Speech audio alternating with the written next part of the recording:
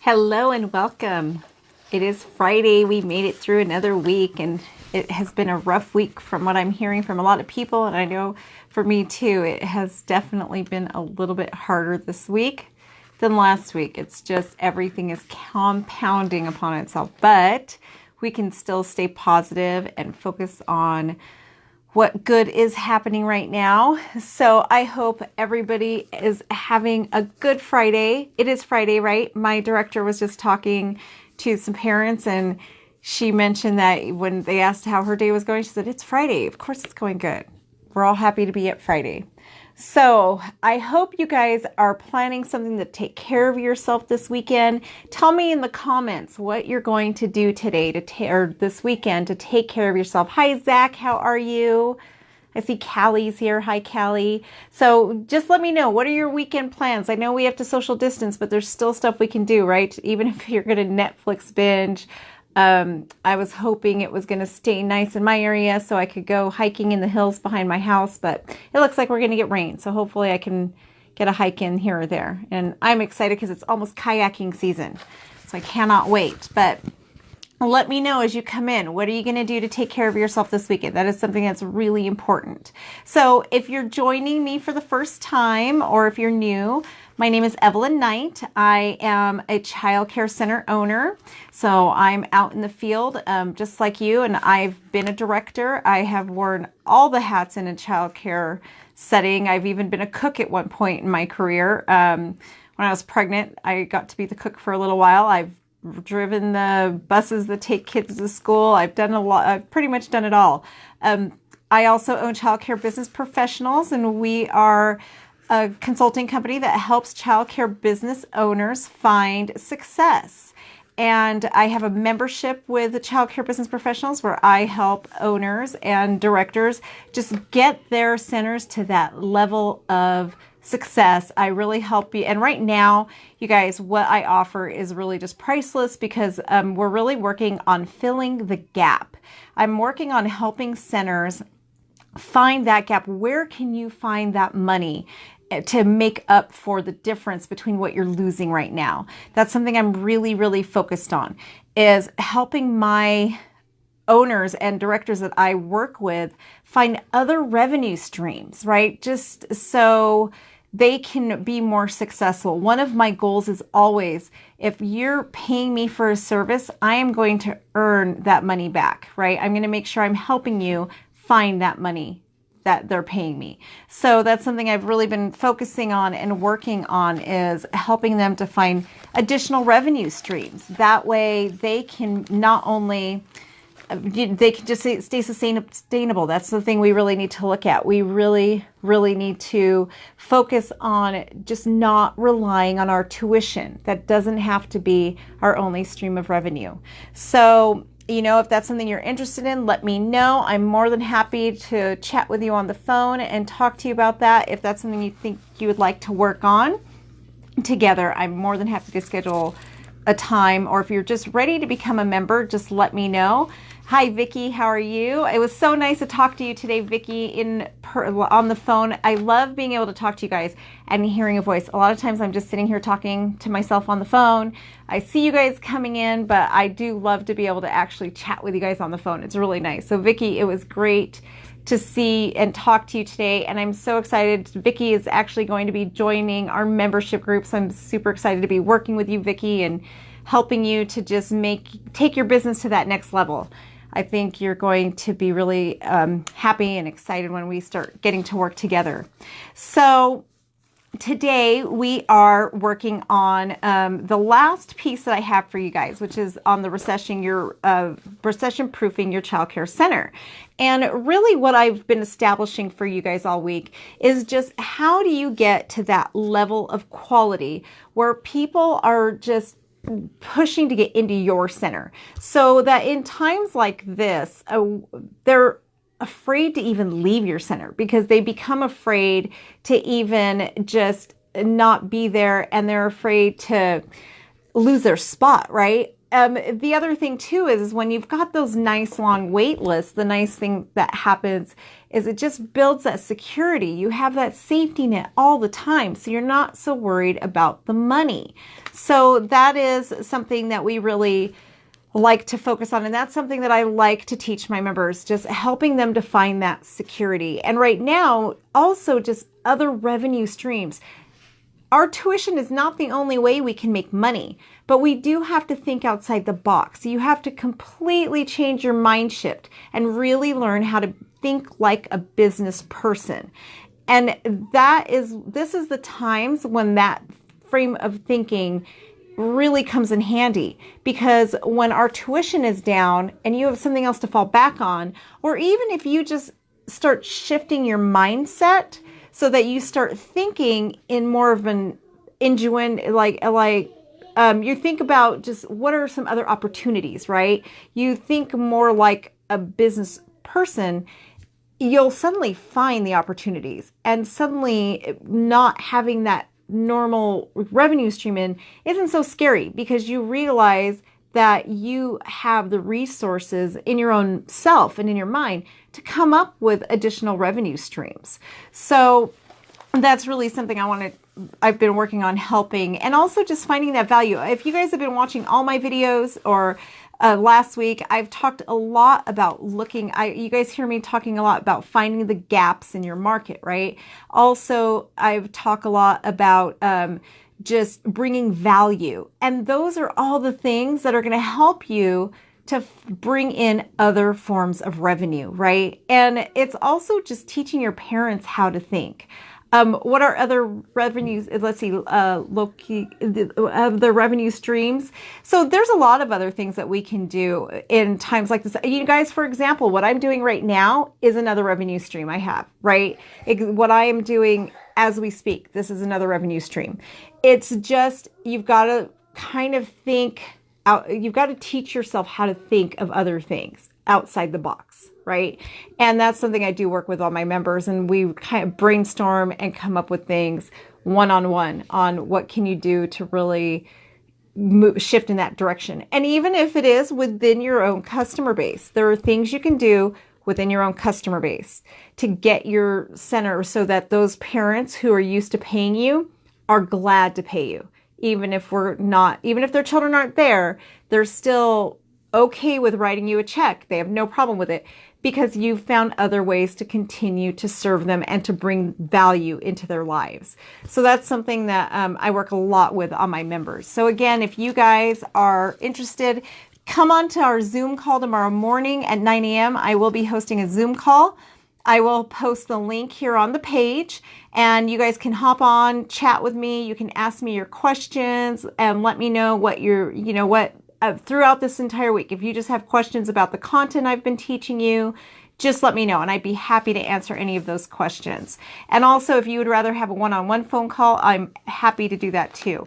I know there's a couple of you I still need to get to. I've had a really busy day, so I am still working on getting to some of your phone calls though. So I just want to recap, though, to get into the content on the pillars to ensure your success. You guys know vision is my number one. I've been able to tell you every day a reason why vision needs to be tied into everything and why vision is so important, right? That is the absolute foundational piece to this puzzle. And hopefully you guys have done your workbook.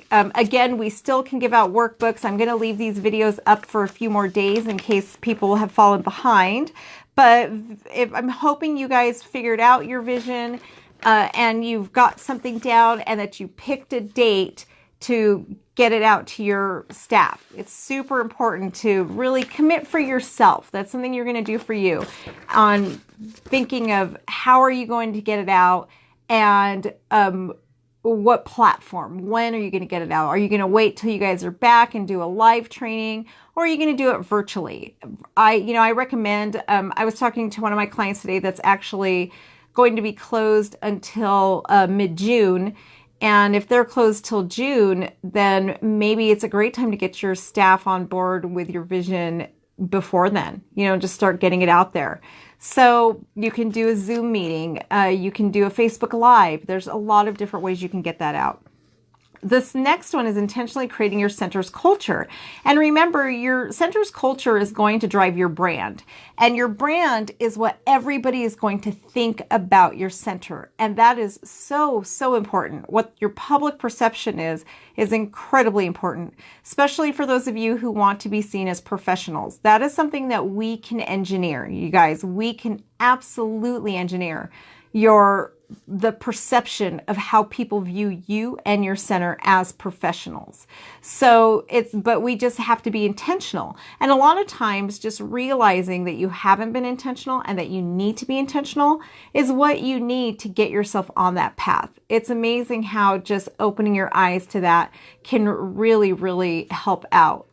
Let's see, Vicky is asking, can I get a workbook, please, Vicky? Oh, okay, 2 of you guys still need a workbook. Okay, maybe I see Christina and Zach are on. Maybe one of them can message you guys a workbook. That would be fantastic. And I'm learning how to get the kinks out of this, guys. It's kind of hard with these Facebook. There's so many different areas that people are asking for workbooks. It's hard to keep track of it all. So I think next time I'm going to have a better system where there's like just one spot that we can make sure everybody's getting it. And hi, Eamon. I'm glad to see you here again.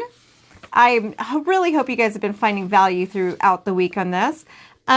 So the next one, after creating your center's culture, the next pillar is going to be leading and managing your dream team. Like I said, you guys, we cannot do this on our own. We need a team to do it. We can't be everywhere, especially if you want to get bigger, right? If you're a home provider right now, you probably are doing it on your own. But if you ever want to grow, if you ever want to get to that next step, you are going to need to go, to rely on other people. And I even know some home providers who they're still in their home, but they may have like 12 or more kids. And once you start bringing employees in, you want to make sure you're duplicating yourself. It's really, really important to be that duplicatable person. So the next one is your center's policy and procedures and your center's structure. That's really going to be the driving force. That is where the documentation, and that's where all of this work that you've been doing on figuring out your vision, your culture, that's where you're going to really get it out to the world. That's where you're going to organize it, make sure that your team is on board, make sure that your new hires are being trained, even your current staff. It's going to be your onboarding process. It's going to be your organization. And again, yesterday I talked about how a lot of people confuse. They think that they have policies and procedures, but what they're confusing is an employee handbook. An employee handbook is not policy and procedures. Those are what I like to think of as like the legal stuff. But your policy and procedures is really just how do you want everything done? And I mean, how do you want it done? I go back and forth, all the time to, we cannot assume that our staff knows just because they watch us doing something, right? We can't assume that they know exactly what we want. I had a coach at one point that was really instrumental in making me realize that. I was going in and I thought I was doing a good job of coaching my team because I would go into the classroom and I would do the work and I would think to myself, oh, they're watching me. They'll pick up on it because they're watching me. And as time went by, they weren't picking it up. And so I went to she was actually a mentor, not really a coach. And I went to her and I just said, look, I'm doing this and they're just not picking it up. What am I doing wrong? And she said, well, you've got to think back to how people really think. They might be watching you, but people aren't thinking to themselves, ooh, I need to do what she's doing. The way the human brain actually works. And she's absolutely right. I should have just figured this one out. But she said the way the human brain works is they're thinking, man, I wish I could be like her. Wow, I wish I could do that. She's like, but they don't actually, people aren't wired to think like, oh, I could do that. They automatically just start thinking, man, I wish I could. So she said, it's how you're approaching it. And she told me when you go in the classroom, for whatever you're trying to mentor somebody on, you need to go in there and say, this is what I'm doing. Watch me. Now I want you to do it too. And that's when I really started to just develop those policies and procedures. It's one of the reasons, I gave you guys a different reason yesterday, but this was part of the building block where I realized how detailed they have to be. That's really when I realized that I actually need to get all this systematized and in writing, even when it comes down to the most simple procedure, like how do I want our nap mats put out? I mean, and I have procedures for that. How do I want my nap mats set up? How do I want them to take the time? I mean, how many of you guys give me, an emoji if you've been in a position where you've got maybe a teacher's coming in to put your nap mats and get that set up, but they're leaving somebody out of ratio because they're doing that, or they're just not really paying attention to the kids because, so those are the kind of things that, yes, we do have to manage. And I know it seems like micromanaging, but when you have procedures set up for all of this, it actually enables you to not micromanage. It gets you in a position where you don't have to micromanage anymore. So it's really helpful when you've got your policies just dialed down that specifically. Hi, Stacy. How are you? I hope you're having a good Friday. It's Friday, you guys. I know for us on the West Coast, I'm still open. I'm still at my center, but we're almost done. It's Friday. We get a nice weekend. It's so nice. I hope. It's not, the weather here isn't going to be great. I was hoping for it, but that's okay. Rainy days can be fun too. So that's where policies and procedures are just absolutely vital. And that is what we're going to be working on in our membership group, is just really developing those procedures and just really going through and just getting them honed in. That's something we're just really, really going to be working on. And I see Sue just jumped on. Hi, Sue. Your week is over. Yay, you made it. So that's something that just, we all really need. And that's really what's going to get you to that next level of excellence that every center wants, right? We all want to be at that next level of excellence. So and I can tell you guys that, like, during this time, no matter what position you're in, this has been rough, right? I'm not going to say that it hasn't been rough. It has been. But just from reading a lot of your comments and going through a lot of things, I'm not having the same amount of struggles as a lot of you, and it's because I have such solid policies and procedures. So that's what really has made such a huge difference in me. So the next thing we're going to touch on, and this is another, and you guys, all of these components, all of these pillars, as they were really established within my business, they really became game changers for me. And the thing about policies and procedures and all of this that really just changed my business as a whole is it really just leads to higher quality standards, right? And that is the pillar that I have for you guys today is research-based quality. And if you think about companies that you can tell are very high quality companies, think about, let's say, Starbucks. I've used that as an example this week, so I'm going to just stick with Starbucks, okay? Starbucks, no matter where you go. I was last year, my mom and we went to Maine. I live in Nevada. From Nevada to Maine, in the meantime, we stopped in Boston and New York. I could go to a Starbucks and it was exactly the same. Whether I was in Nevada, whether I was in Massachusetts, whether I was in Maine, it was the same. You might as well have been in the same place, right? The way the customer service talked to you was the same. The menus are the same. The way that set up is the same. You know exactly what to expect. You know exactly what the culture is going to be. It's always the same thing. And those high quality places, they have those really solid procedures. They have really solid systems, right? And that's what makes them high quality. But what's really behind that is this isn't just something that they've made up.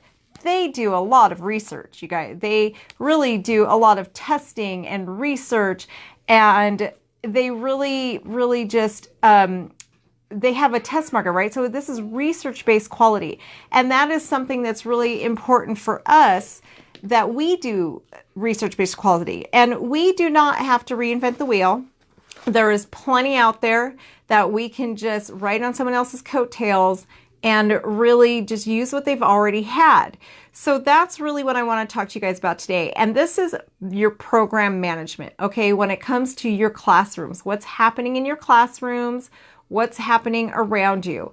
And what we use, which, of course, you guys probably all know the NAEYC, the National Association of Education for Young Children. They are by far the gold standard in our profession. They pretty much write the laws on what is best practice, developmentally appropriate practices. They are the gold standard for us, right? And what you're going to see with NAEYC a lot is these, okay? And I will put the links to these in the comments for you guys. I actually do have an affiliate link for that, which, just full disclosure, you guys, on my affiliate page. And here is another thing, you guys. I'm giving you guys another revenue stream right now. So listen up. My affiliate link, if you guys buy it from it, I get a commission off of it. There is no reason you guys, every single one of you, can do this for your own center. You can go on Amazon, and when the link I'm going to put this on, if any of you guys go and purchase this, I will actually get a percentage of your purchase, right? Amazon doesn't up the prices for it. It's just because you're going through my link that I get a purchase. You guys can do this for every one of your centers, okay? You can recommend products to your parents, and you can have an affiliate account with Amazon, and every time one of your families purchases something that you're recommending, you will get a cut of that. So I will put my link, and I really would appreciate it. I'm bringing you guys lots of comments, so I would appreciate if you do decide to purchase these, to use my affiliate link so I get the credit. But that's just another, way that you guys can make, that's another revenue stream, right? And I know it doesn't seem like it will be a lot, but when you have a lot of different revenue streams set up, it really does add up. Every little bit counts, right? So this is the infant and toddler environmental rating scales. We call it the ITERs and ECHRs. If you guys are familiar with it, you'll know that's what they're always called. If you are part of a QRIS system or a STAR system, they usually always use these. These are the gold standard in quality. And they're very, very easy to use. This is right here is the early, so this is like the preschool age. This is for children under 3. This is for children over 3. I will put the links for you guys, but they are super easy. Let me show you an example of what they look like. They literally are just a checklist. It does explain it, and if you go on their website, which I'll put a link to, they really do explain it, but it literally is just a checklist. And there's I know it's hard to read on this, but there's column 1, 3, 5, and 7, and then in between. And basically it tells you if you're meeting all these criteria, right?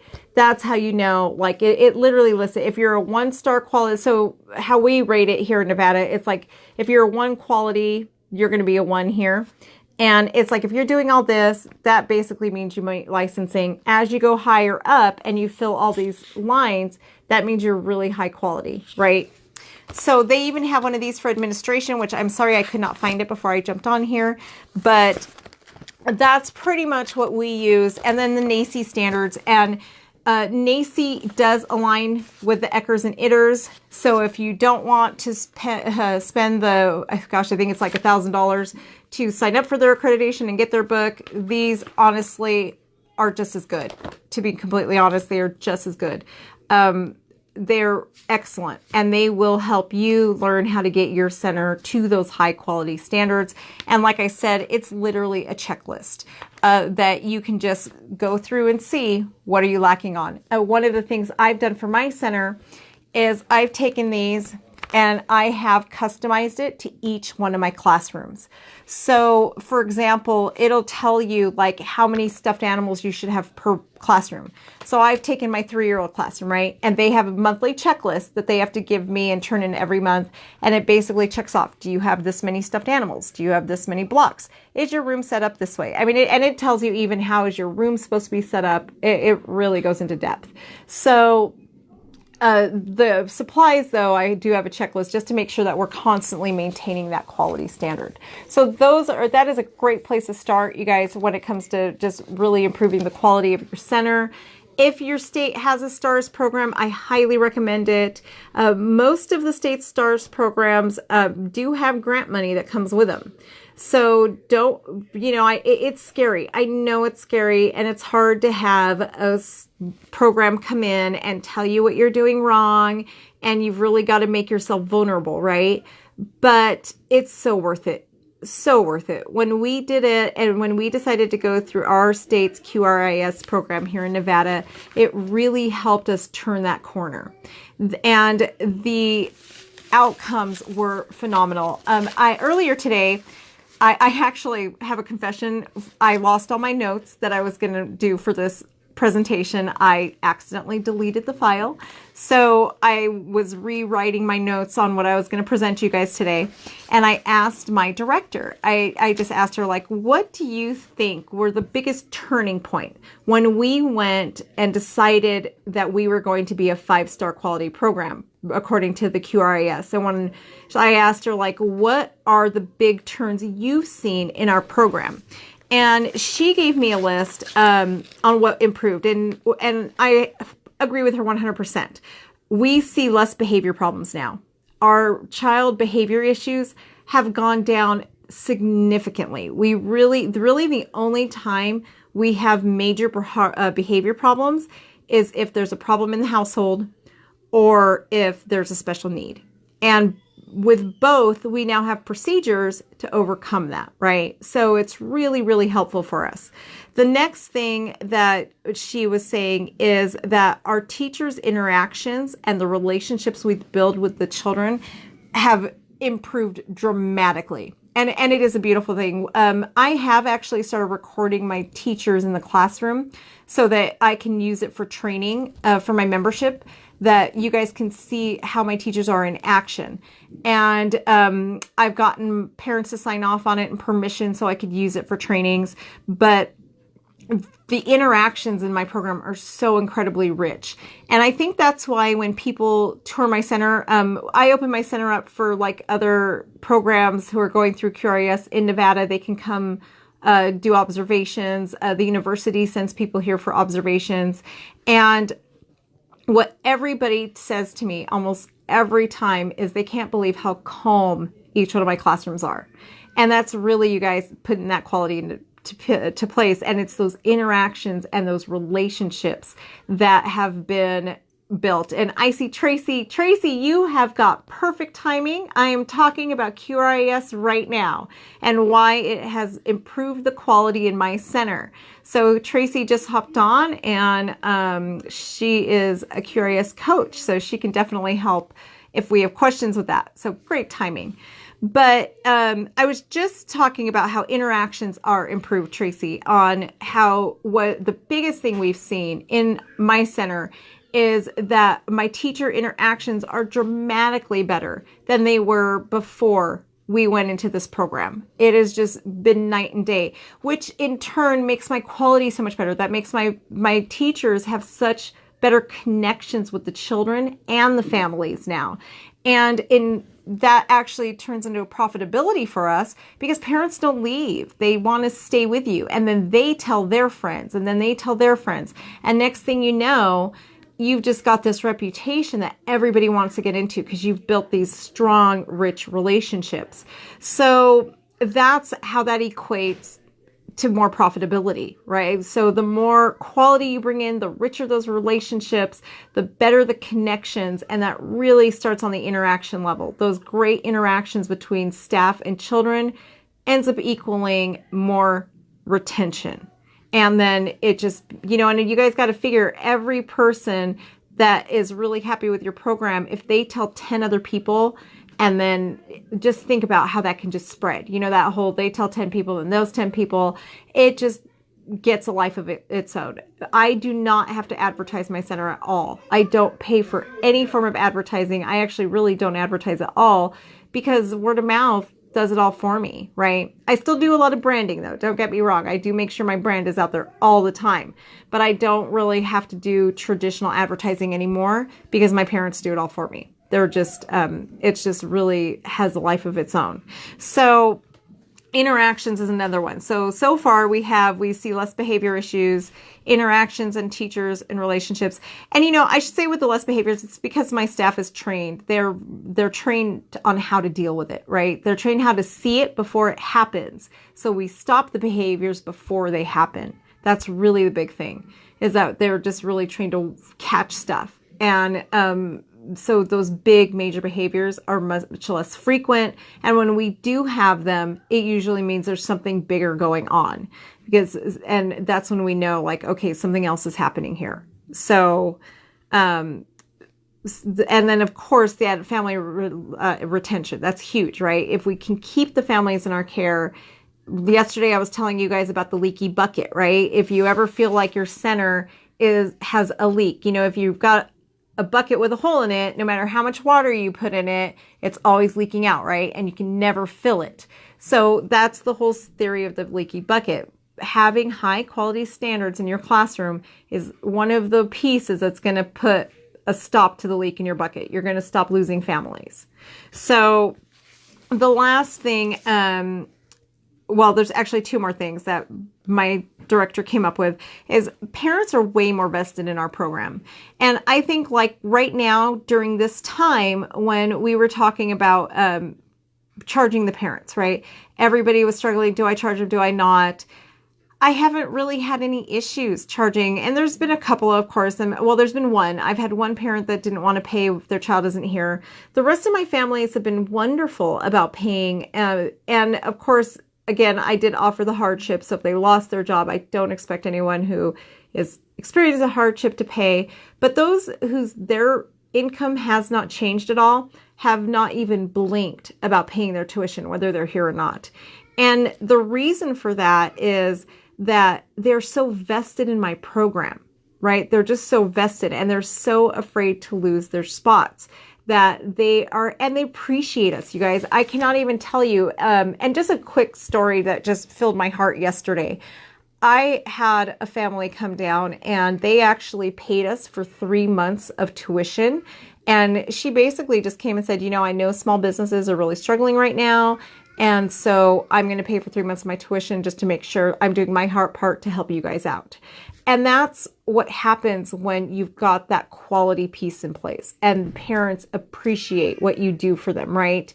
When those relationships you've built are so strong that they really, really appreciate it. And also that goes back to that professionalism, right? That I've got such a strong structured program. They appreciate that. So they automatically think of us and think, okay, my child's not going to be here, but I'm still going to pay you for the next 3 months. So that is, the kind of things that really quality can take you to that next level on. So it's, something to definitely think about. The other thing too is we've put a lot of things into place that has really, really helped us with administrative problems, right? Like, for example, we have an orientation. All of our families coming in go through an orientation process. That sets up our expectations of the families. So then when somebody is trying to give notice, they know they have a 2 weeks, right? They understand that kind of thing. They know that we ask that parents don't bring toys from home with their children, and we explain why. It gives us the opportunity to give parents the why. So some of our rules if you have no experience in early childhood, some of our rules do seem ridiculous and overbearing. But when you can explain to a parent why and help them to understand our perspective, it really helps the parents to not see some of those rules as irritating and just bothersome, right? So, or those are just one of the things that have just really upped our quality. And had we not been pursuing these higher quality standards, we would have never put in place. It makes our life easier. Having an orientation makes our life easier. The other thing is we have a leadership committee. We have parents, teachers, and myself and one of my managers, or both my managers actually, we do what we call a leadership series, where it's just an advisory board. That has tremendously improved our quality. And it's also helped take a lot of the things off of our own shoulders, because they help us make a lot of decisions. And it helps us to have like a think tank of people that help us to get outside of our own head and see things from a different perspective. And it's really just helped us take that next level. Those are all things that we would not have done on our own, the orientation, the leadership, had we not signed up for the QRIS program. So it was one of the best decisions. Was it painful in the beginning? Absolutely. Who wants people coming into their center showing them what they're doing wrong, right? But thank God I had an amazing coach to help us through. But But I think what's important for us to remember, and one of the things that I told my staff over and over, and I'd have to tell myself too when I'd go home at night, is that I'm not perfect. None of us are perfect. There is always room for improvement, right? And I used to tell myself all the time, like, unless you think you're perfect, then you need to listen up. You need to just get off your high horse, listen, and do what she's telling you to do. And that's just something to just remind yourself, because I know it's hard to come in and somebody's telling you that you have been treating your baby wrong the whole time. Because, you know, if you're an owner and a director who's really vested, you know your center is your baby. So having coaches come in to tell us that we've been treating our baby wrong is difficult, right? But we have to step back out of ourselves. We have to disconnect and remind ourselves that we are not perfect. And until we are, which we never will be, we will have room for improvement. So we need to listen. We need to open our eyes. The other thing that I learned that was really important is that we stop seeing our centers, you guys. I am at my center every day. You guys are at your centers every day. We're seeing the same thing over and over. We're hearing the same language being used. So we stop seeing it. We stop seeing what other people see, right? And it can be very different to really know what's going on. You know, I mean, think about like if you're walking around your house and you've got those dusty blinds, we usually don't notice it until they're really bad, right? Because it's one of those things that we just don't see it anymore. It's there every single day and we just stop seeing it. When you go into these quality programs like accreditation, a STARS rating program, somebody's with different eyes is coming in and they're shining a light on that stuff. And it's so incredibly helpful for us. So we just really need to focus on how helpful that is. Instead of focusing on, oh, this person's coming in to nitpick me today, we need to focus on how helpful it is that they're taking the blinders off our eyes, right? So getting somebody from the outside in to help you is an incredibly helpful thing to do. It's wonderful, really, if you look at it from that perspective. You've got to look at it from this person's coming in, they're taking the blinders off my eyes, they're really helping me to see what I haven't been able to see because I'm here every day and I've stopped seeing it. So, you know, another example I could think of is how many of us go in the summertime, we go to get our summer wardrobe off, we've put a couple pounds on that we didn't notice, right? And suddenly you can't button up your summer pants because they've been in the closet all month. We haven't seen it because these things happen so gradually. The changes that occur so gradually, and we become so used to it and accustomed to it that we just stop seeing it. So when you've got those people coming in that are helping you with, instead of taking it personally, just think of them as a looking glass that is really helping us to find those areas that we can improve. And again, I go back to, until the day we're perfect, we need the help of others. We always need the help of others to help us get to that next level and to be improved. And you can only get better from it. So that is really my thing on quality improvement. And you guys, it has got to be research-based. Your opinion does not make something quality, right? And just really think about that, you guys. Unless there's backing behind it showing that the children in your center has actually been benefited in some way, then it's not quality based. There's got to be the research behind it, showing it. There's a lot of commercialization out there, you guys, that you've got to be careful for. There's a lot of people out there trying to sell you stuff that isn't research based, right? There's a lot of curriculum programs out there that they're just trying to make money off of you. So you've got to do your research. You've got to make sure that the people you're listening to, that the things that you're purchasing, that they're really coming from a place of research, that this is something that's been tried and they're not just trying to sell you something. It's really, really important. And Tracy is saying, we really try to coach through the strengths we see. Yes. I'm blessed here in Northern Nevada because our coaches here are phenomenal. It's really nice to, just coach off of those strengths. So I absolutely. But that's why you guys want to make sure that it is research-based. That's why I highly recommend the books. Highly, highly recommend them. They are definitely research-based. They are excellent. I'm trying to see who is the Teachers College Press has been doing these for years, and there is so much research behind them. If you guys were on the Eckers and Itters 3, if you guys have Eckers and Itters R, those are the older versions. The Eckers and Itters 3 are the newer versions. And I have to say, when it comes to childcare centers, they are much more friendly and much more realistic.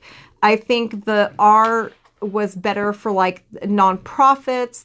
But a lot of times for us center-based, it was very difficult to meet some of the standards and some of the needs just because our hands are tied in a lot of ways. But I'm finding that the 3, I'm really happy Nevada transitioned from Eckers and Itters R to Eckers and Itters 3, because for me, there's a lot of pieces in here that make it a lot easier as for a private center. My personal opinion, somebody else may get that. Let's see, Tracy, did you get your new All About? I don't know if I did. I'll have to ask Miss Brandy about that.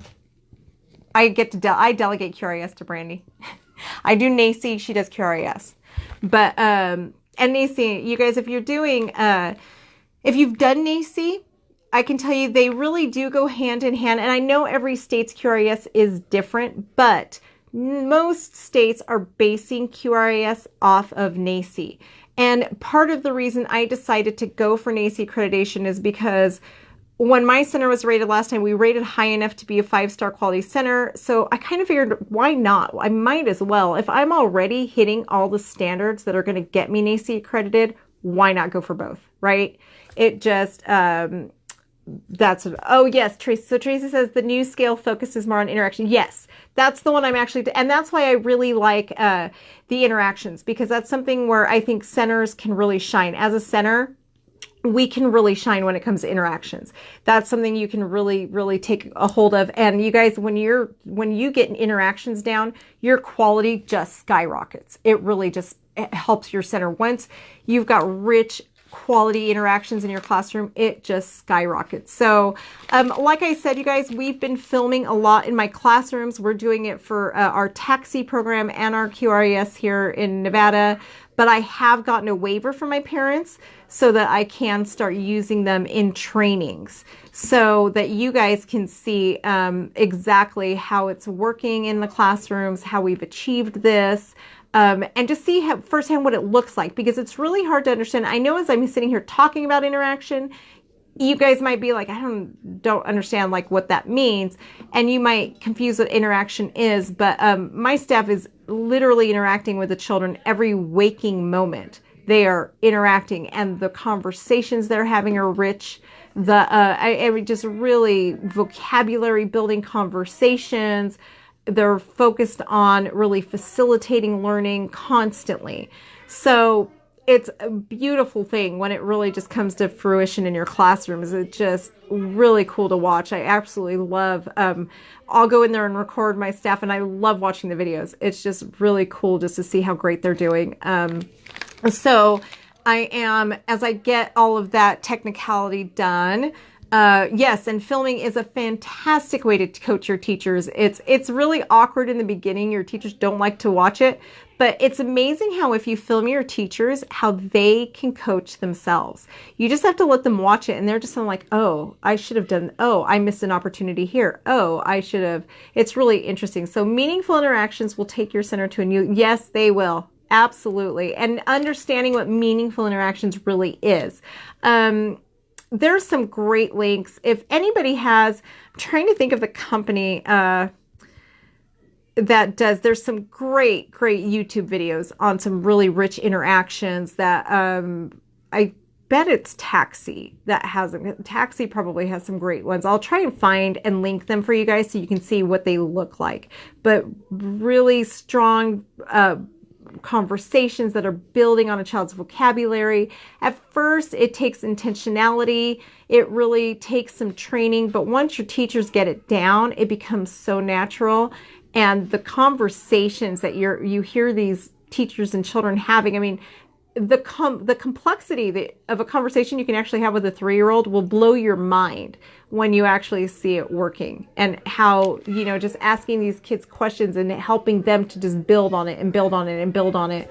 It's really, really cool how much you can just see them learning and growing, and it's really, really cool. It's one of the reasons too right now our virtual preschool is going so well, because one of the things that we've noticed is, as we're doing this virtual preschool for our children that aren't here, a lot of times they just want the interaction. And so we can have them just grab some crayons and some paper, and we're on camera with them, right? And my teachers will just be really interacting, and Zoom is fantastic for it because you can have these back and forth interactions still, right?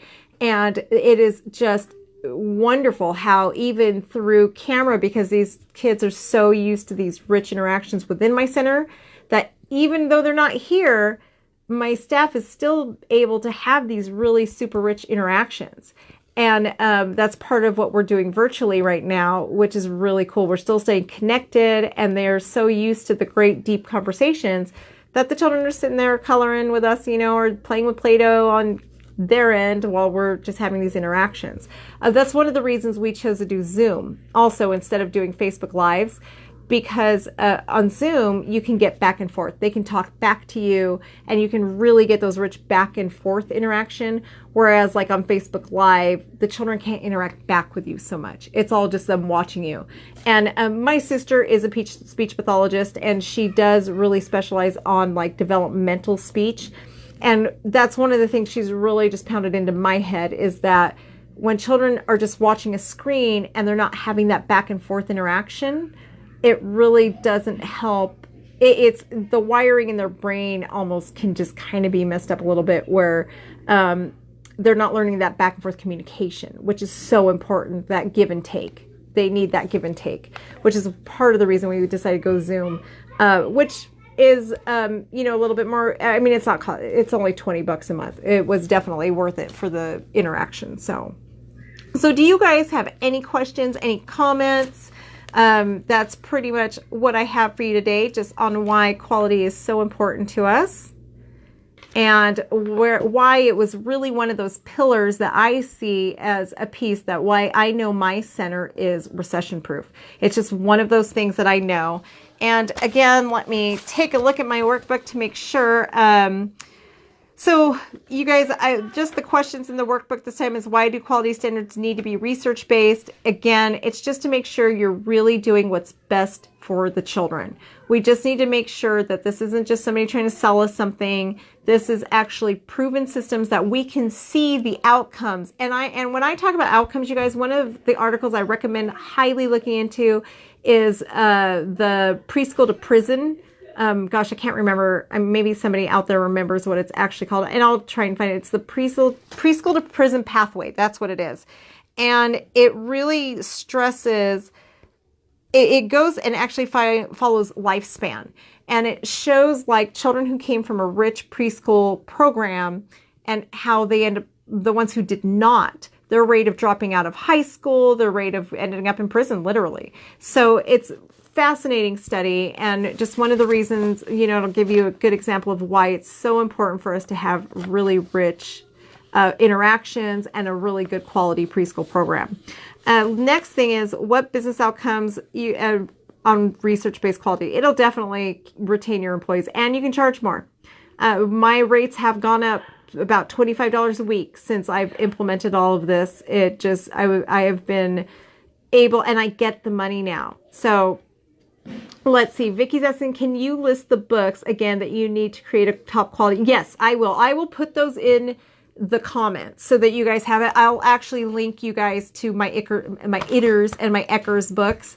I will link those over, and I'll see what else I have. And Tracy, if you have any recommendations, go ahead and put them in there. So Tracy will definitely have some great recommendations for us too. If there's anything that you recommend on the books to help with quality, let us know. And then what steps can you take to implement quality today? And, that's really up to you, but I would say definitely get these books and join my membership, of course, right? I can help you get to high quality. got to give myself a plug in there.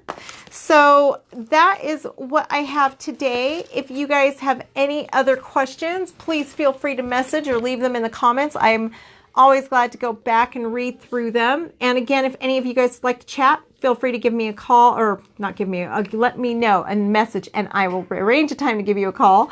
And join me tomorrow for our Zoom call. I will be posting the link to that tomorrow morning early, probably about an hour before, so that you guys can be ready. And then that'll give you just the opportunity to actually talk to me. You can ask me questions. You can ask, anything from this week that you're wondering about. Zoom is nice because instead of me just talking to the camera, I can actually get some interaction with you guys. So if there's no questions, that's all I have for you guys today. I hope everybody has a great weekend, and I hope all of you, and as you can tell, I'm at my center. That one's trying to go home right now, and they don't want to go home. It's kind of a fun thing, right? When they don't want to leave. But it is, I hope you guys take care of yourself this weekend. Make sure you do something to nurture and care for yourself. So have a fantastic day. Thank you, Zach. Bye, guys.